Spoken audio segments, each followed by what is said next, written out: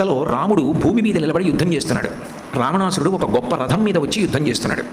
రథం మీద ఉండి యుద్ధం చేసేవాడి కన్నా భూమి మీద ఉండి యుద్ధం చేసేవాడికి అసౌకర్యం ఎక్కువ ఉంటుంది. అప్పుడు దేవేంద్రుడు చూశాడు. చూసి తన సారథి మాతలిని పిలిచి, నా రథం ఉంది, దివ్యమైన రథం, దానికి ఆకుపచ్చని గుర్రాలు పూంచబడి ఉంటాయి.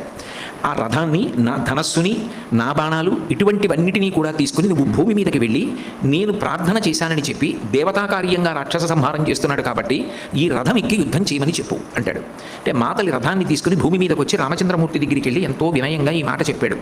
వెంటనే రాముడు ఆ రథం వంక చూశాడు. ఇప్పుడు నాకు ఒక దివ్యమైన రథం పంపబడింది అని ఉత్తర క్షణం ఆ రథం ఎక్కలేదు రాముడు. మీరు కావాలంటే ఆ సర్గ ఒకసారి పరిశీలించండి.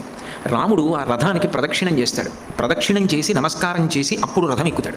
విశ్వామిత్రుడికి ఎలా ప్రదక్షిణం చేస్తాడో, వశిష్ఠుడు కనపడితే ఎలా ప్రదక్షిణం చేస్తాడో, తను ఎక్కే రథానికి అలా ప్రదక్షిణం చేస్తాడు. ప్రదక్షిణం రథానికి చేశాడు అంటే తాను ఎక్కి వెళ్ళవలసిన